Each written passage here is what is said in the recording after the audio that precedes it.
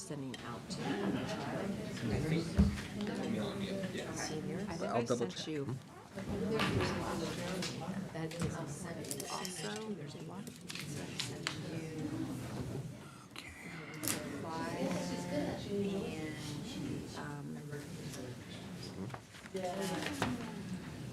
Flyer, and I'll send you the updated.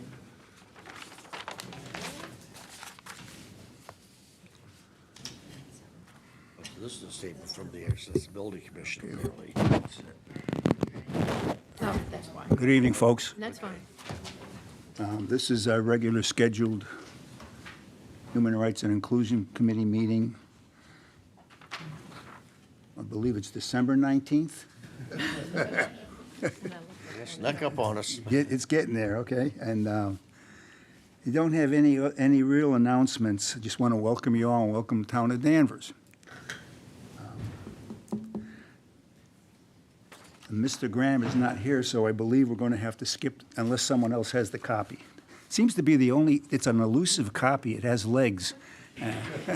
I don't have a copy, Paul, but I can wing it if you'd like me to. Go ahead. Let's see how you do. Okay. I've been slinging it for years. I think I can handle this. The Human Rights and Inclusion Committee acknowledges, as does the town of Danvers, that we are holding this meeting on land that was once the ancestral homeland of the Namkeg and Agawam peoples, and that they're still among us. This land, once known as Wakwinakashuk, which means the land of beech trees, was their homeland. They loved it for millennia, at least 12,000 years that we know of, and quite possibly even longer than that. They're a resilient people. They have persevered despite what the white people have done to them. They're still among us, and we applaud their perseverance. Thank you, David. Very good, by the way. Very good. I appreciate that. Well, I'll entertain a motion to accept last month's meeting unless there are any additions or corrections. So moved.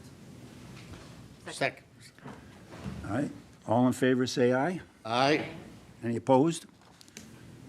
The minutes are accepted. All right, this is our time for citizen queries. Now, hold on, no, hold on. Hold on. I believe, and I'll be corrected here, but queries is sort of the word, if you look it up, I believe it's questions? Okay, so that's what we're at, that's where we're at right now. This is your opportunity as members of the community or visitors from outside the community to ask questions. We are not obliged to answer the questions, just so you know that. That helps us move along a little faster, okay? So we'll proceed with that. The other thing I'm going to say is, anyone that wants to get up will give you the opportunity, hopefully. But if you notice on the agenda, because we've never had many questions over the years, we only allow 5 minutes, which is not a lot of time. So as chair, I'll have the prerogative of extending that as long as we think we need it. But we're going to ask you to limit your questions or even concerns. I mean, we're not trying to manipulate this conversation, but to 3 minutes, okay? And try to keep it as brief as possible. I've been on this committee for plus 17 years. These two guys down the end, Charles over there and David, they've got me by a few years.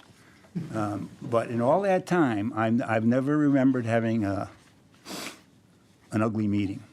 It's been very, very cooperative. We've had a couple of full houses here, but everybody honored the system. And I'm going to continue to do that.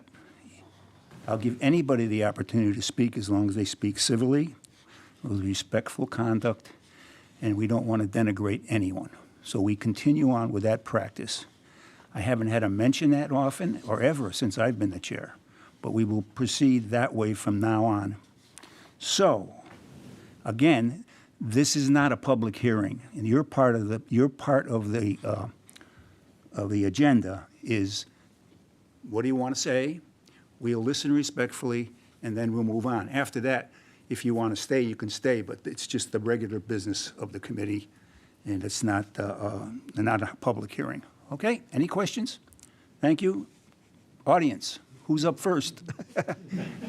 Just give us your name. You don't have to give us your street address or anything. You may want to give us precinct, or you may want to say you're from Topsfield. Who knows, okay? I'm Ellen, hi, thank you. Yep. I'm Ellen Graham, I'm from precinct 4. I was here last month with a query about what do we do Okay. for the racist bullies that we have in our community, and I'm speaking about adults. And your suggestions were, we talked about the town manager coming up, the committee for deciding on who the town manager is. You suggested I write to the selectmen, which I just sent them an email. I will let you know that I suggested that somebody from this committee be on the subcommittee for choosing the town manager, because diversity, inclusion, equity seems to be questioned in the community by some people, and we want to make sure you guys are the experts. So I just asked them that they would have you included in the conversation for the town manager, as well as all the bullying that's happening. I did ask them to look to you guys as experts, because that's what I do. And that, I just wanted to keep you updated. Thank you for the update. Yes, and let me know if I could do anything else. Certainly will. Thank you. Anyone else like to speak from the audience? I have a question. Please, I think you go to the OAA. you have to go up. Yes? Sorry. A trick done that. Just so people at home can hear you too. Yes. My biggest concern is the bullying that's going on with the younger children. They don't even, the way they're talking, they don't sound like children. And I don't know where it's coming from other than home. And it's being pushed along with students as well.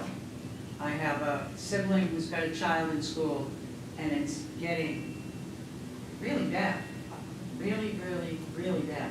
Now, I don't have any kids in school, but I've been told by friends and neighbors to stay off the rail trail.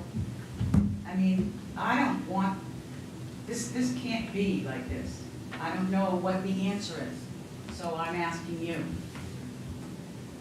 Because this is my first time here, so that's my question. How, what can I do, or any of us do? Okay, we don't have our recorder here today, so I'm going to just have Isaiah take some brief notes, okay? If you would do that, you don't have to cover it word for word. But I would like to have your name again, so could you please tell me your name? Oh, Lisa Gallant? Gallant? Yes. Okay, and, got it again, you're just a mental block for me. Ellen Graham, all right, yeah. And Ellen Graham spoke. Yeah. We're still going to try to keep it loose, okay? Okay? I'm sure that we, as I said before, we're not going to answer, but we're going to look at it, okay? So this is about, one was about, I guess, abusive language, et cetera. That's one thing. And the other one was the suggestion that we have someone on the committee, HRIC, to represent us if and when they decide they're going to narrow it down to 3 or 4 candidates for the town manager's job.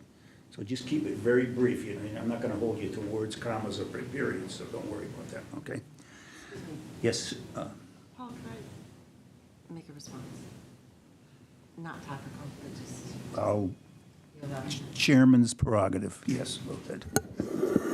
I just want to thank you both for coming. And Ellen, I don't know if we have like a sticker system, but you definitely, you and Christy, right up there. Appreciate that. Ellen, I just wanted to speak to you, but also to the room, and thank you both for coming and sharing what you've shared. And Ellen, you used the word expert, and I can't quite remember if you used it last month. But I can tell you, the work of this committee is work that I've been engaged with since I was in my early 20s. And it started for me in Richmond, Virginia, the capital of the Confederacy, and many years in D.C., and now I keep moving up the East Coast. And my family roots are actually here. This is work that runs deep for me, and I've been at it a long time, and I would not call myself an expert. None of us sitting up here are experts. We are all continually learning. both through, not only through what we read, but mostly through what we experience and what is striking us in our hearts and minds, and a continual willingness to grow. And in the work that I do, we talk about the first revolution being internal.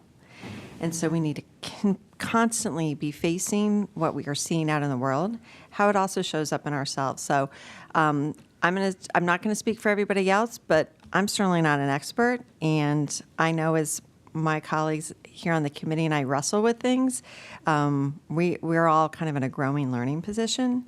But that's not just us. That is you and Lisa and Christy and Eric and others in this community. And that's what this work is about. So keep coming. And there are conversations that, given the time constraints right now, we can't have. But those are conversations to be had and are having. And thank you for being a part of them now and in the future. Just wanted to say that. Thank you, Chair. Yes. The next, any more queries, questions? Please? Okay, then we'll close that part of the meeting. We're going to go to liaison updates, and Mr. Crane, do you have anything to bring up at this point? Sure. And I guess the timing is good for a number of reasons. Can I comment on the whole bullying issue that has been raised so articulately so far? When we talk about the bullying piece, I mean, I can tell you that the public schools have bullying programs that start, and Isaiah can tell you, right from first grade, kindergarten, and continue on through the high school. And there are certainly efforts that the schools go through all the time to try and address this in the 6 or 7 hours that we have the students. But it's only 6 or 7 hours. And so much, I think, is influenced by, obviously, parents in home who have children most of the time, but also the increasing tenor of things that we see in this community and sort of countrywide. I really think that our students, our children, often take their cues from adults, whether they're their parents or not. And when you see people in public meetings cursing, when you see people in public meetings screaming at public officials, it makes it acceptable in some ways for students to try and children to try and solve their differences that way, or act in a way where, the loudest person can be seen as the right person or the toughest person. And that's really no way to solve problems. But I guess what I'm saying is, from the standpoint of young people, we've got to do a good job of, as I think Ellen was talking about, dealing with adult bullying. Adults, acting improperly in public. I've been at this a long time, and Ellen can tell you this too. When we were starting out, when Ellen was on the Board of Selectmen, even among people who disagreed, and there was a lot of disagreement, generally speaking, we were able to be civil to one another.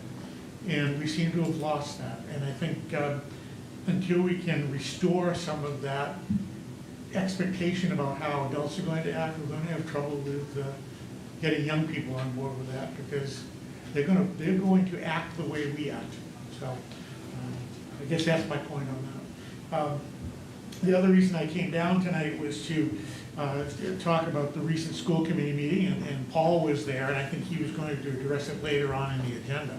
But we had a really, the equity subcommittee had a terrific presentation from Mary Wormers and from Dan Bauer and a lot of the curriculum directors, who talked about what they are doing in terms of equity, in terms of the curriculum, and what they're doing at every level. It was a very detailed presentation. And then they gave a slightly shorter presentation at the school committee meeting that Paul was at. And we talked about the fact that there's really good information there. and really could be educational to the community as to what we're really doing in terms of inclusion efforts and trying to make the schools a place where every student can learn. And I think that's the big thing. The idea that we are working toward is to have an environment so that every student, whatever their ability and skill level, nothing gets in the way of them achieving the most that they can with those abilities. So what I talked to Paul about, I mentioned publicly, if this committee would find it helpful, we'd be happy to have Mary come in and Dan and anyone they choose to bring to help them present to you what was presented to the community at our school committee meeting. Again, if you find it helpful, you could have a chance to ask questions, but the information is pretty detailed as to what we're doing at every level. So I leave it to you folks and Paul to work out whatever contact you will. I'm happy to work as a conduit to help make that happen and find a month that works for everybody for them to come here and present. So that's really what I wanted to say in my liaison update. And the other thing, I think everything you guys do is terrific, and I'm so appreciative of what you bring to the community. But I'm going to give a special shout out to Isaiah. It is so nice, and I mean no offense, but of course no offense. It's nice to see one of our recent graduates get involved in the community in a leadership position, because in case you have not noticed, people like Paul and myself and Dave, we're getting a little grayer, and it's nice to see a new generation of leaders. Thin is the word I use up on that. But anyway, so thanks for doing this, Isaiah. It's good to see you. Thank you, Mr. Chairman. I couldn't agree more with you, but is there any questions from the members up here regarding Eric's report? David? I have to agree with pretty much everything you said as far as the issue of bullying. Until we, and I don't know how we reach the people that are starting it. Unfortunately, we see it, especially on Facebook. We see it in politics. We see it in the news. It's everywhere. And it's just getting worse and worse. And I don't know. We can blame Trump, but I think Trump is just a symptom of what the country is becoming. Let's try to stay away from national politics if we can. Well, I'm just saying, it's not just Danvers. It's happening nationwide. Yeah. And until we can find the root cause and get people back together, we're going to have it continuing. I think you're right. I think the social media piece is big, especially, I mean, a lot of us, when we were in high school, experienced some bullying. And I did, certainly in middle school especially, but when school was over and I went home, I had a group of friends in the neighborhood. There was no Facebook, there was no further contact with the kids who might have been bullying me in school. So you had that respite, and now I feel like kids don't get respite sometimes. It's just 24/7. So, I say it on here. Thank you. I'm not really sure how to ask this, and I know that the school district is trying to do a lot of stuff. I'm aware of a lot of it, but probably not all of it, so I'd really welcome the opportunity to hear from them. But my problem is when problems still occur. As you know, my husband's a teacher, and I know many other teachers. We socialize with them. Some of those kids are taller and bigger than the teachers. Oh, yeah. And when they're rude and disrespectful and using profanity, it affects all the students in that class. Absolutely. And I'm just wondering, what are the administrators doing to try and help? What are who doing trying to help? Administrators. Oh, I mean, What is their role when the administrator's role generally should be to, first of all, support the teachers and encourage the teachers to do what they need to do, report incidents, really react to what's happening as quickly as possible in the moment. And then also to, I don't want to say sort of, the discipline piece, try and find the right way to respond to individual students when these things happen. You've got to find a way to respond to what happens. Yes, there has to be punishment when there needs to be punishment, But we also know that more recent research shows that suspensions aren't really great for students long-term, and so we do in-house suspensions when we can. So the administration has to support the teachers in carrying out the policy along with setting the policy. And, but it's a challenge, and I think it's a challenge for teachers too. Because you see things and, all right, is this something that I need to escalate? Is this something I can handle myself? There's a lot of in-the-moment decisions. But I think both administrators and teachers in particular have to listen to the students when they come to you and they say, look, I'm having an issue, this is what's going on, and have to be willing to go above and beyond to address the issue and have uncomfortable conversations sometimes. So I don't know if there's a magic bullet. If there was, I think we would have found it. But I know that, at least in my view, it's something that our administrators care about, the teachers certainly care about. We try and support the parents, but it is a frustrating issue. I don't know if that answers your question, but that's... It is just frustrating. I don't know what the answer is. I don't have that magic bullet either. And it's really hard because the target keeps moving, so, you know, you think you've got one thing and then something else pops up. So, yeah, I know it's big, and there's a lot of schools and a lot of different ages and a lot of different problems at each age. So, yeah, but I was just wondering. It's a societal problem. Mhm. Thank you. All set. You all set? You want to talk? I appreciate your compliment. But honestly, I feel like I grew up in a world that lacks a lot of accountability. I think because of social media and the internet, which is essentially the wild, wild west right now, if you really look at it, we exist in a world of sensationalism. Whether it's the news or social media, in school, every day it's all about being like the loudest, getting the most views, getting the most clicks. And I think getting wrapped up in all of that, our whole country, the world's got wrapped up in it, and accountability got left to the wayside. And I think we need just to return to accountability, because when we hold each other accountable, and we hold the adults accountable, and we hold the students accountable, and we all hold each other accountable, things are going to work out. It's just, I think we exist in a world where the most views matter, and that's not how it should work at all. Sadly, yeah. And you're right, I think a lot of it's, yes, students, my generation knows a lot, and like, but it's because we were exposed to a lot. Like, the internet's not a very regulated place, and to be honest, a lot of our parents didn't, I mean, they were well aware, like, the internet's the internet, but they weren't aware that, like, personally, when I was 12 years old, I was seeing people's heads get chopped off, like, and that was just a thing that was shared in school, shared in group chats, that's normal. And that's one example of, like, the sensationalism that my generation's been exposed to. That's why, honestly, we know all these bad words, we do all these bad things. It's because those are, unironically, our role models. That's what gets the views. That's what people watch. And so, sadly, that's what we fall down into. And yeah, and I appreciate your compliment. And that's it. Thank you. You've earned it. Karen? I told Isaiah that when he was in front of the select board for approval, he mentioned the fact that he was only 20 years old or something to that effect, and I said, I don't ever want to hear that again about his age. Right? But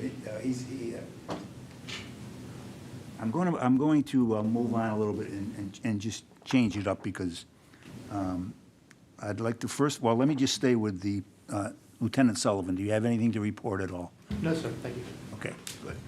And then I'm going to jump down to the number 9, the Emergency Response Accessibility Committee, because the chair is here.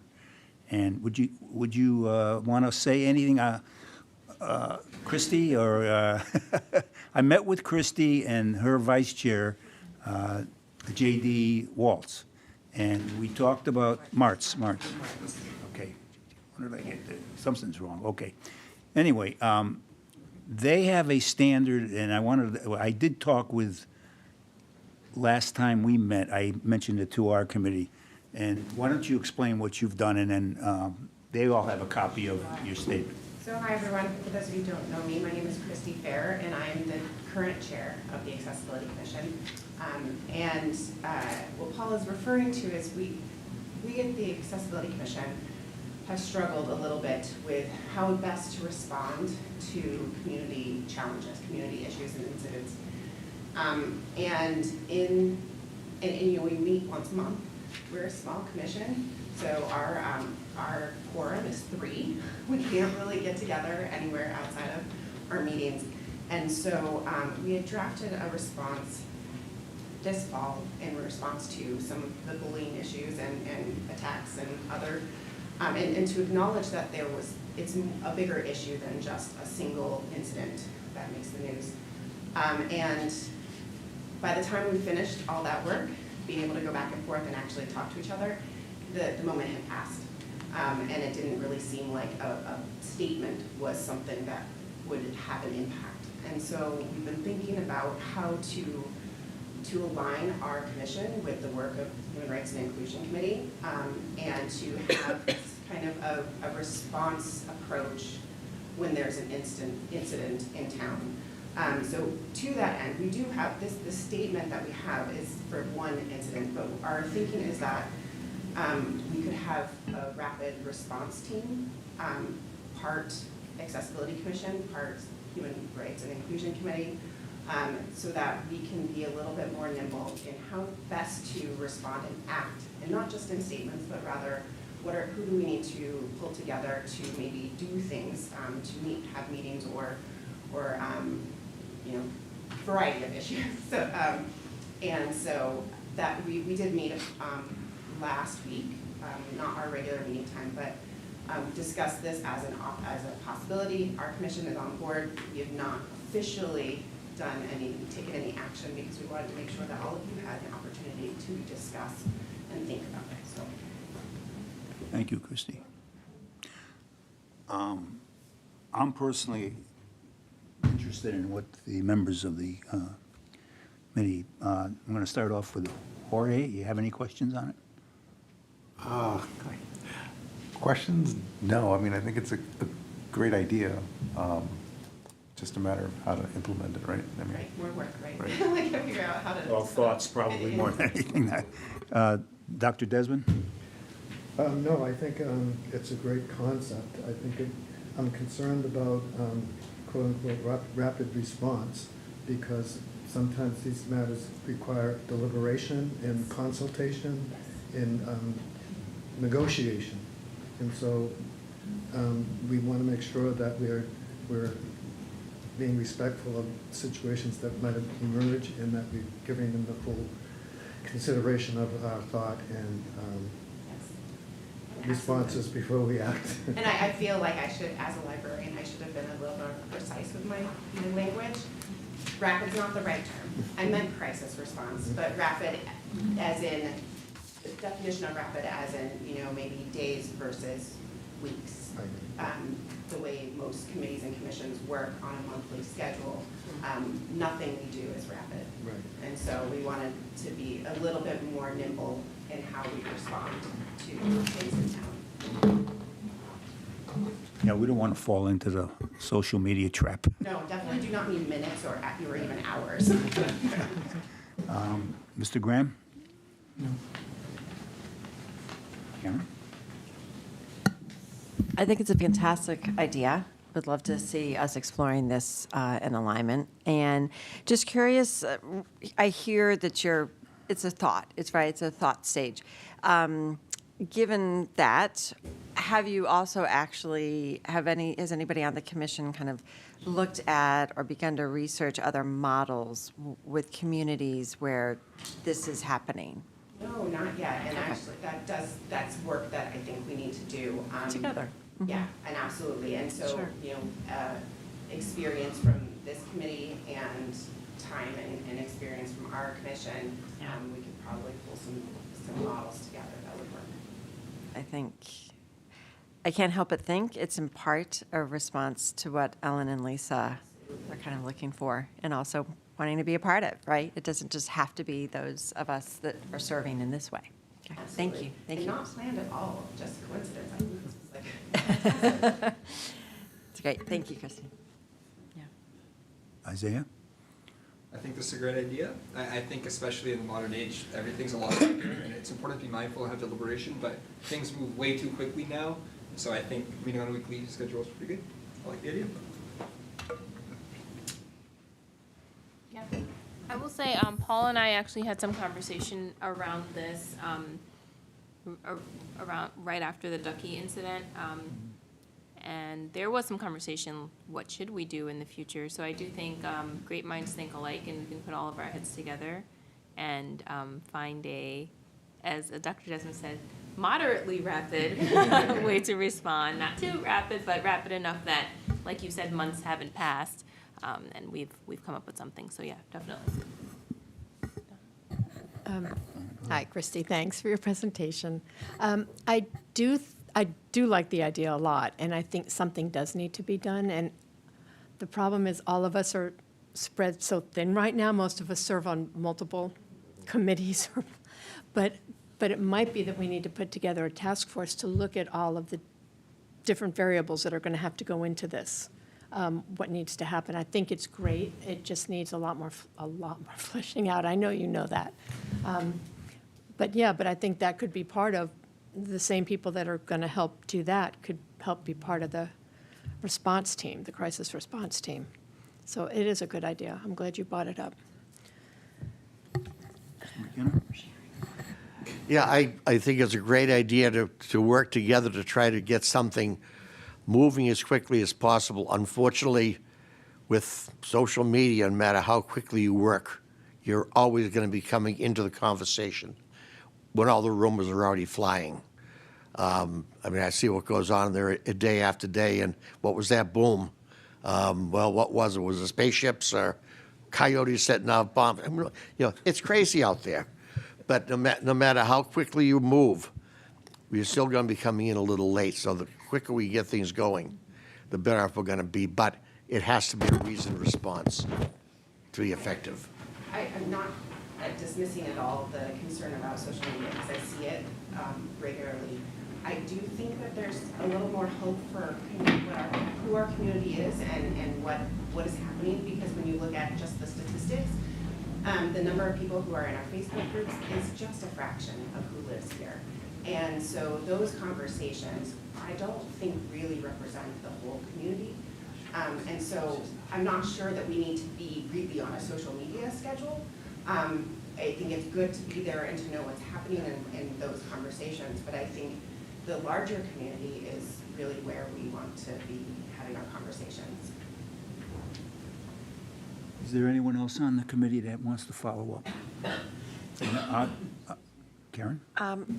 Just thinking, the word I understand the word response, and it's totally a place. I also think what may be implicit but unsaid is that while it's in response, it's also about proactively building different relationships in the community going further. I mean, how fabulous would it be to sort of build and nurture this response conversation that then puts itself out of business, right? Because it's not needed anymore, right? So it's in response to what really is distressing, and because there's a need for it, and yet I also find incredible hope in the possibility of coalescing around this. So thank you.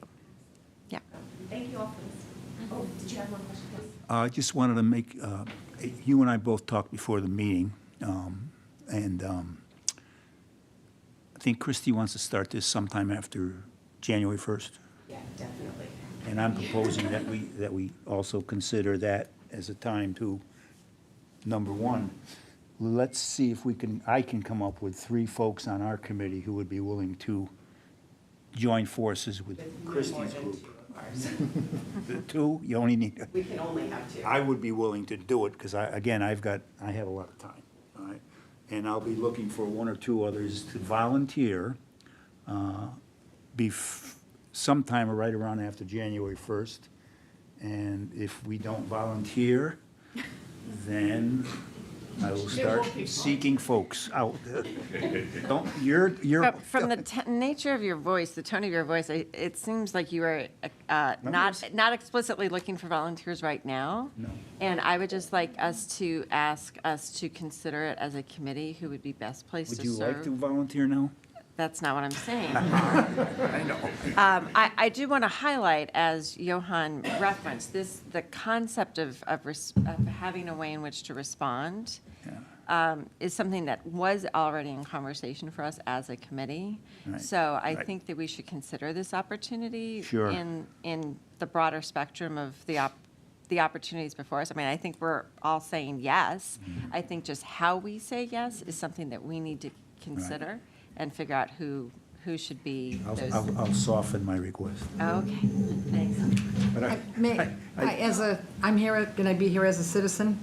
Whatever. no, you can't be here as a Okay, citizen. not an official note We taker? covered that ground already. I spoke with Paul at the end of the last meeting about this because my background is in communications, public relations, crisis communications. And I already have some thoughts about how I might be helpful. So I'm offering my services and expertise, as it were, as a resource. I don't think it's an awesome responsibility that it's going to burden anyone. I think there are efficient ways to have certain things established and in place, so when an incident occurs, there's already sort of a templated strategy and a communication style, so you can be timely. And so, you know how to, sorry? Like that, I like her. Oh, okay. So anyway, you know how to reach me, and I can, I'm helpful at any juncture, but I think that it doesn't have to feel like an overwhelming responsibility for anyone.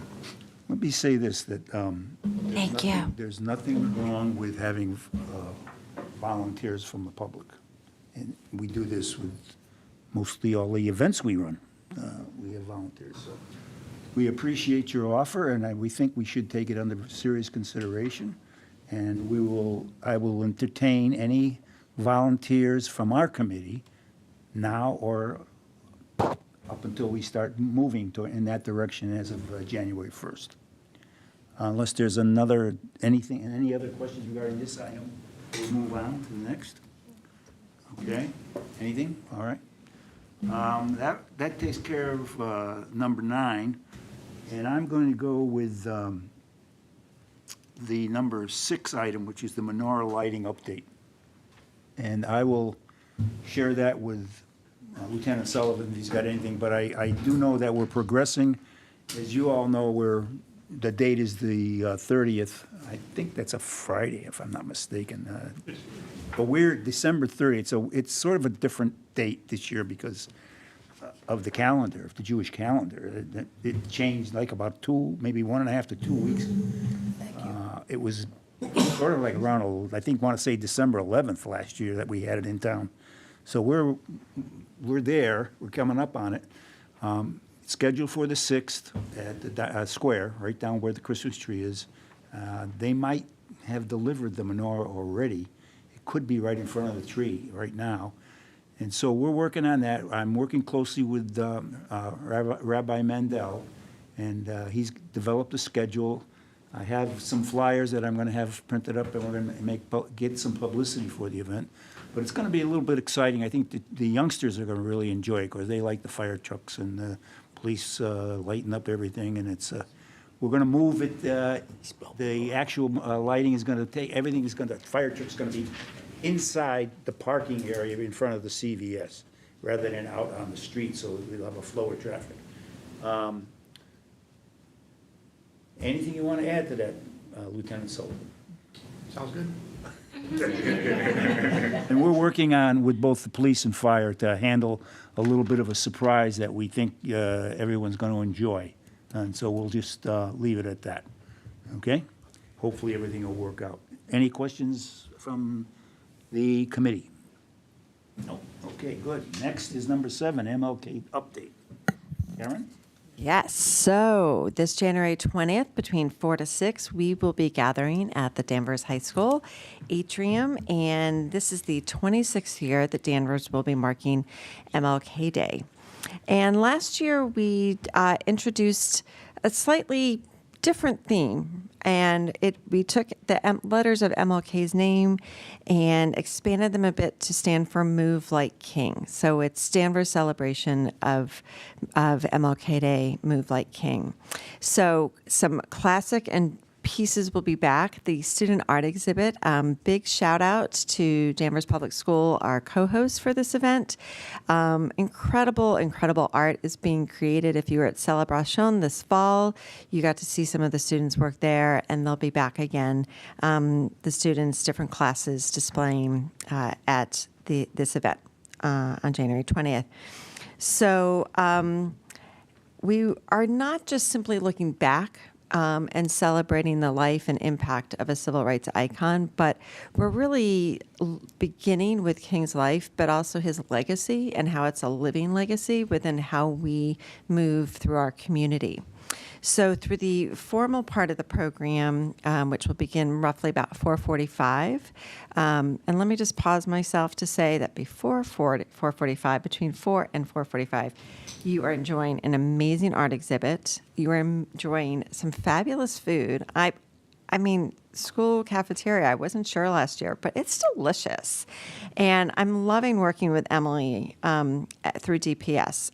We've got a great menu coming. It's not dinner, but it's a happy little hors d'oeuvre time. So you're looking at art, you're having some amazing food. There's going to be an interactive opportunity for children and another interactive opportunity for youth and adults. So then, back to 4:45, the formal part of the program will kick off with some music, and we will award for the second year our Seed of Hope awardee, and then we will have community speakers, and we refer to them as our Move Like King speakers. So they will be sharing briefly about how they move like King in the Danvers community, and also what is their vision for the Danvers community. So it's a really powerful time, and that will wrap about 5:30. And so for the next half hour, it's back to conversation. And so I say yes. I mean, you're there to enjoy the art, and I pitch the great food because it is, and these fun interactive activities. But one of the best gifts of this time in this event is the interactivity with your fellow community members, right? And so please get the date and the word out. Again, January 20th, 4 to 6. Our newest committee member here is on the promo team for this event and is going to be designing this year's flyer. So I'm really excited for that. And I know Isaiah would love some support. So if you've got businesses or public spaces where you'd love to have a flyer and put it up, or you want to get it out, that would be fantastic. Also, if you're on social media, let us know. We can tag you, and then you can repost. So there are a lot of ways to lift this up, but it's also just another way and a place to gather at this time when we're asking these questions. How did we get here, and what's next? Paul. Just ask a quick question.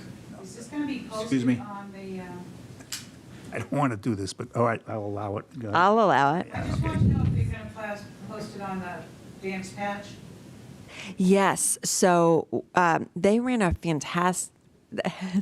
It's a great question. Thank you. They ran a great story last year in advance, and so I'm hoping that will indeed happen again. Yeah. And if you know of any other media outlets, I'm thinking Michelle does,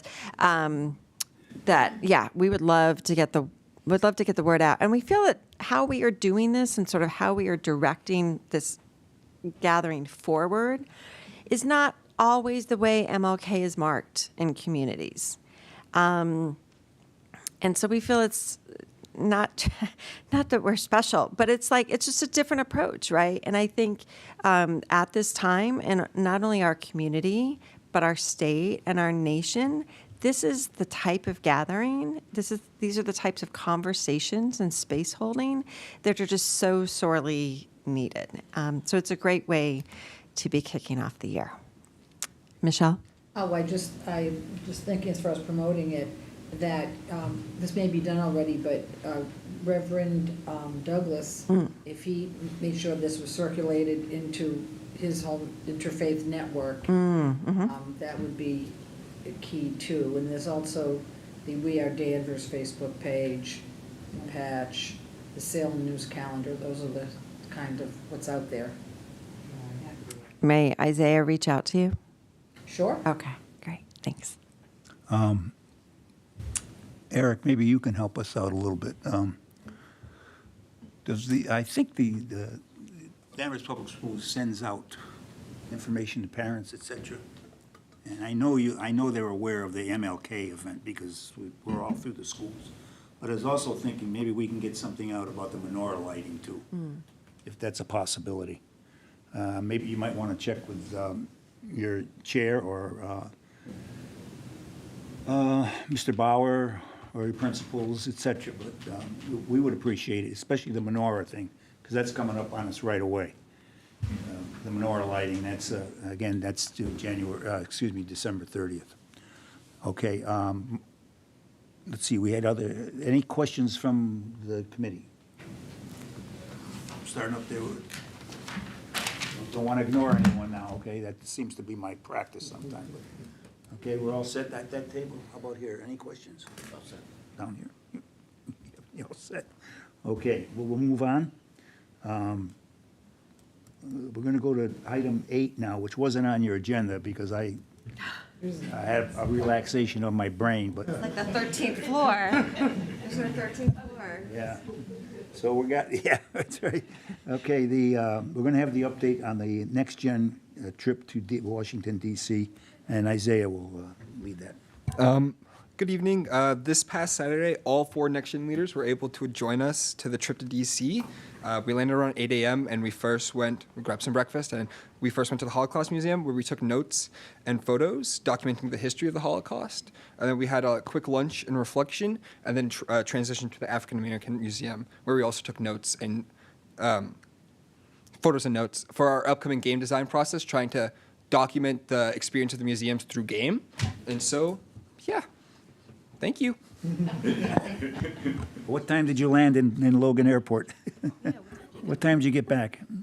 12:30 p.m. 12:30 a.m. Right, Sunday. that's good. We thought it was gonna be a long day. Yeah, I Oh, it think, was. anybody have any questions from the committee regarding the trip? Okay, anything at all?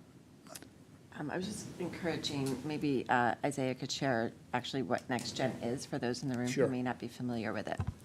Well, Next Gen's a club at the Danvers High School dedicated to leadership development and game design with a special interest on social justice. So essentially, we're trying to teach and train the next leaders of the Danvers community through games, which all kids love, and leadership development. And that's essentially what Next Gen is. We meet every Tuesday. We have food, we talk, big games, and yeah, we develop ourselves as leaders. That's about it. If you have any more questions, I'd love to answer them now or after. Go ahead. If you have any questions, I'll let you. I'll tell you. See, what's going on is we've always had very, very cordial meetings, so it's been a free flow, but we'll allow it. Sure. I'm feeling good today. I think we're feeling cordial, but I Yeah. appreciate your guidance. Go ahead. Any questions? Okay. I did meet with Janelle Ridley, who is I'm not so sure what her title is. I don't want to say chaperone, advisor. Yeah, advisor. And we had a great conversation. And she thanked not only the HRIC, but also especially the Friends of Danvers Diversity and the 4 folks that donated to help that out. And that bill has been paid. We're in good shape. She did a great job, but she got those kids moving around. And, you know, I almost said I would go down for that trip because I like to get down to Washington, D.C. But at my age, I said, no way was I going to do that. I'll tell you, that sounded like a whirlwind. Oh, it was. Yeah, but they had a great time, and I think they appreciate our support. Moving on. Just have a question. I'll go over to the thing. I have a big mouth. I really don't need it. I'm just curious to know, is there any way that I can follow what you all are doing? We're in the attempt of making a social media page now, but yeah. We have updates here. I update the committee every month about what's Oh, going on okay. at Next Gen. I'd just be curious to see, you know, what y'all doing. On Channel 22 tonight. This is my first meeting here, so I'm a virgin at this, so We'll get you. take it slow. And I will just say that Next Gen will be part of the MLK gathering, so that will also be a chance where you can meet some of the other students and talk to them about the work that they're doing. So that can be a next opportunity. So. We'll also be showing off our first few design games over the years, so it'll be a great experience to see like the types of games we make at Next Gen and what we're really doing. I'd say, last year, we had a discussion at the library where this whole issue about gamification of learning and gamification of our collective experiences is a way to bring people into conversation which they might not otherwise have.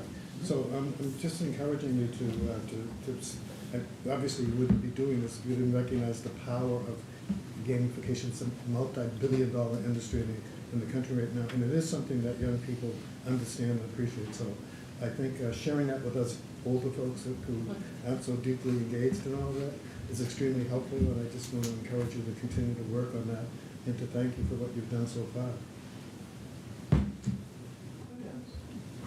Jasmine had us do something with games there at the library, like 2 years ago, I think it was. I think it was last year. Is there anything like that planned for the future? It's actually the experience that you guys went through is what we'll be showing off at the MLK event. Those board games that we showed at the library event, Next Gen will be showing again at MLK. So the public's interested in what the games we do. I think they had fun from what they told me. So feel free to stop by and check out the Everybody games. enjoyed it that was there, so. Can I comment about the game night, whatever it was? It was amazing. Those kids are awesome. The games are really well thought out. Some of them were like, they had a basis in games that but they made it their own. And just, talking to these young people, like, it was really heartening about what, is what we can become. And whenever it happens again, I suggest, you just put it on your calendar, maybe look at the library calendar, it might be on there, and go and check it out. It was cool. And then, go to the MLK Day and check it out. Your group is well organized for involving the adults, so. Any other comments about the Next Gen trip to Washington, D.C. from the committee? All set. Okay. We'll move on to number 10, which is the native plaque. The progress on that. And Dave's spearheading that for us. So you have anything to report? Really haven't had much progress. I've reached out to the Native American Awareness Council and have not heard anything back. So I'm going to have to try again and see if we can get a response from them. Okay. I think since we're trying to promote their history, I think they need to be involved. Yes. I don't want to try to tell their history without their input. Absolutely. And I mentioned to you before that if you need me to be a part of it, at any time, just feel free to contact me. And if you schedule meetings, I'm sure we can work it out. Okay. Okay? So Sounds good. we'll make progress at it at some point. It's just taking a little time, but we'll get there. Any other comments on that issue from the committee? Michelle, did you have, I know you had something, you raised your hand before. Did you follow up on the statement? I didn't want to ignore you.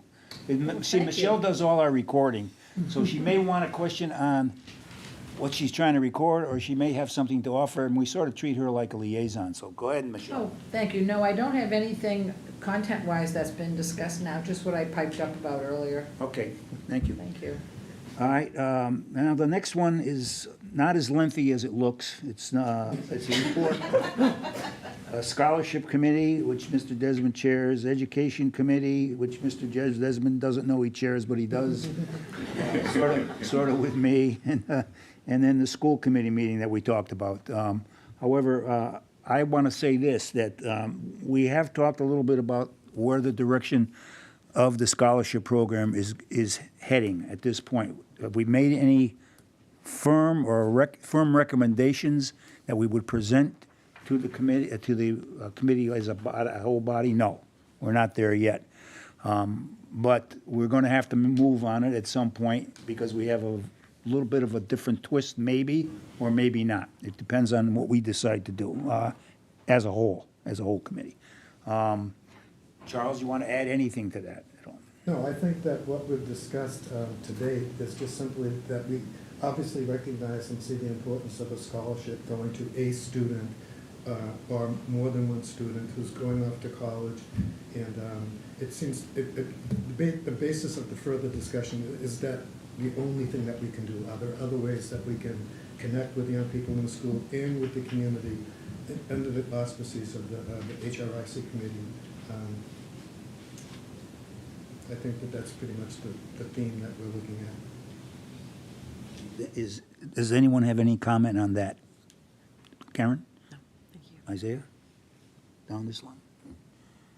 All the way out there? Okay. Would you comment on the criteria for scholarships? No, not now, because I think that's something that's really up in the air. You know, as in the past, it's been, oh, well, we offer X amount of dollars, we get applications in from just students that are graduating from the high school seniors. But I know myself, I'm looking at it in a few different ways, I will say that. But are they criteria? Do Charles and I, we had a third volunteer? Did you volunteer for that? I think I might have been volunteered. I am receiving the emails. Okay, so we do have three, and, you know, but there's a wide range of possibilities. You can offer a scholarship or help to someone who may not be going to a traditional four-year college or even a community college. He or she may be entering some other aspect of further education, or may it be in the process of going to college or any one of those types, maybe coming out of the service and trying to get help with a plan in the trades or something. There's a lot of possibilities out there. It just doesn't have to be someone graduating from high school. All right, so that's why I said I really don't have a fix on it, and that's what we're looking at. Go ahead, Bill. We always had the criteria, though, of Yeah. having to do something with promoting the values of our committee. All right. Well, I'm sure we can figure out the values of our committee and how they I would think that's be appropriate. important. Just a footnote to that most of the scholarships that we're giving to graduating seniors are students who are actually engaged in activities in the community or in their schools centered around issues that they see in the school that need to be addressed relative to equity and inclusion. And so the issue is maybe that while they're doing those things, while they're students, are things we should support them to amplify that work while they're doing it during the school year, as opposed to doing a capstone activity that acknowledges it only when they graduate, as opposed to being engaged with it when it actually is impacting the school. So it's perhaps something that, and it will come up in the discussion later, we discussed with the superintendent, maybe that's something that we should think about. That's basically where we're still trying to figure out, without getting outside the parameters of what we're supposed to do as a committee, how we might play, that we collectively might play a role in drawing attention to important things that young people are doing in communication with each other about issues that we know are important to them and are important to the school and are important to the broader community. And we just simply aren't as tactile, we're not as close to it as we probably could be. So that's what we're thinking. Any other thoughts on that topic? Okay.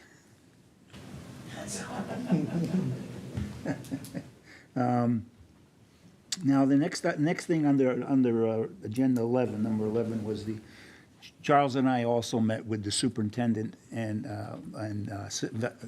Assistant Superintendent Mary Wormers, and we had a very healthy discussion.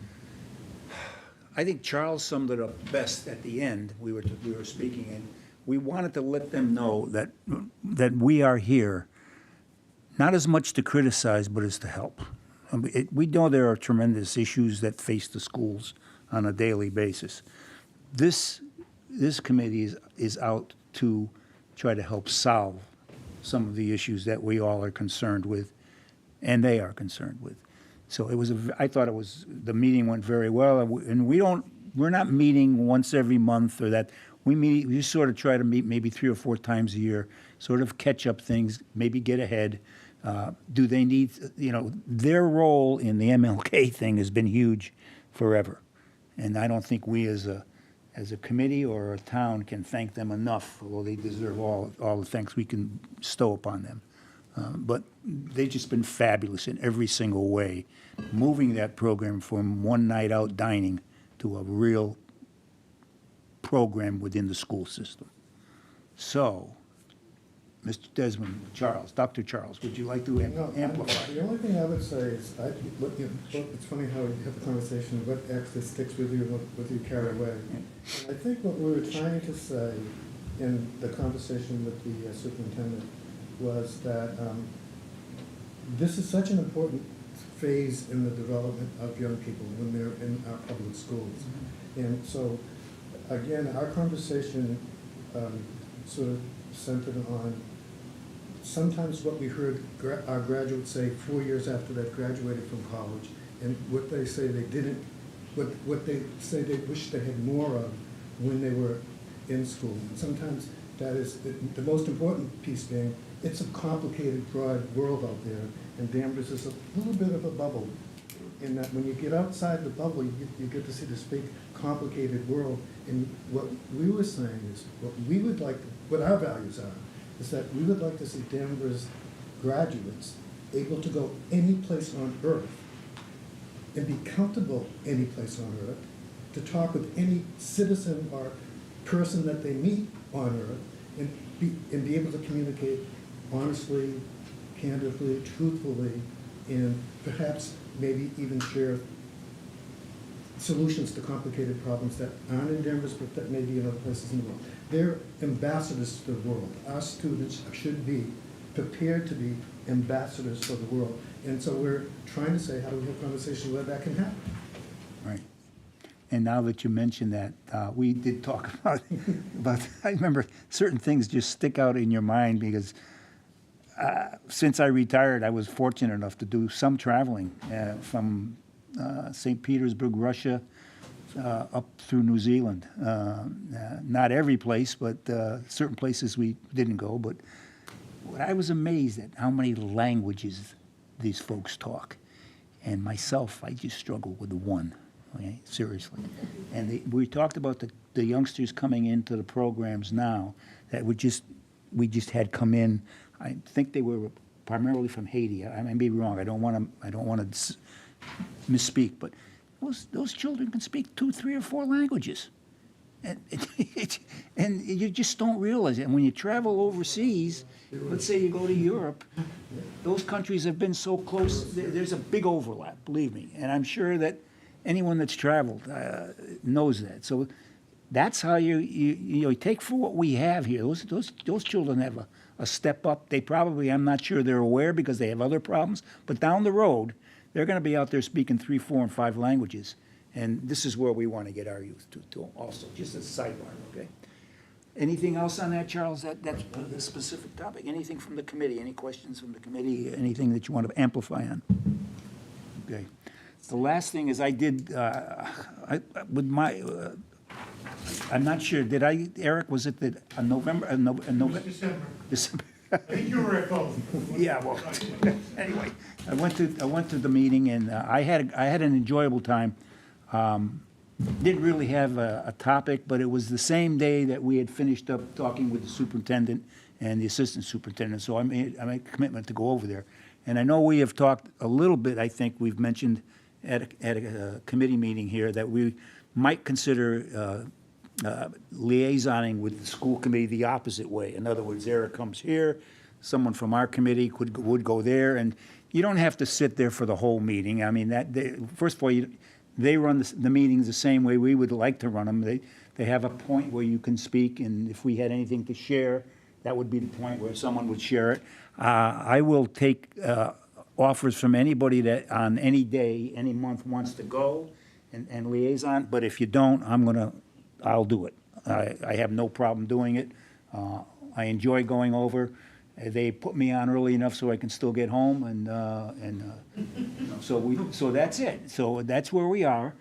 Again, until I get voted out, I'm the liaison, right?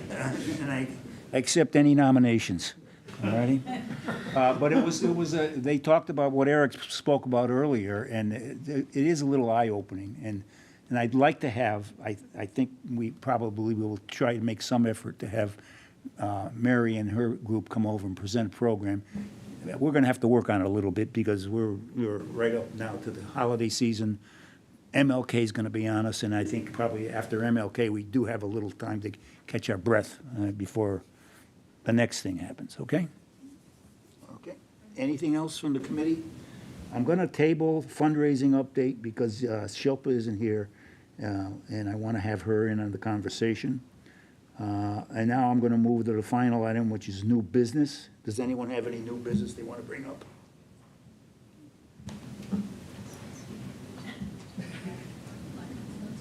Go ahead. No, please. Just throwing it out there because I'm realizing it's December and February will be right around the corner. But in the next meeting, we'll have more updates on the Black Excellence Celebration, which will take place in February. Last year was our first year doing it in the town. Some of you guys were there to enjoy some of the dancing and fun things that we had going on. So more information on that will be coming in the next meeting, but it will be taking place again. Excellent, excellent. I have one sort of question request, and I'm going to ask Mr. McKenna because he's the senior, the founder. Do we have we were talking about this. I was talking about a dear friend of mine, who I'm going to protect his name for. Anyway, get down to it. Do we have a charter, an existing charter that you can get your hands on? For our group? For this committee. Originally, it was the diversity committee, back when it was first formed.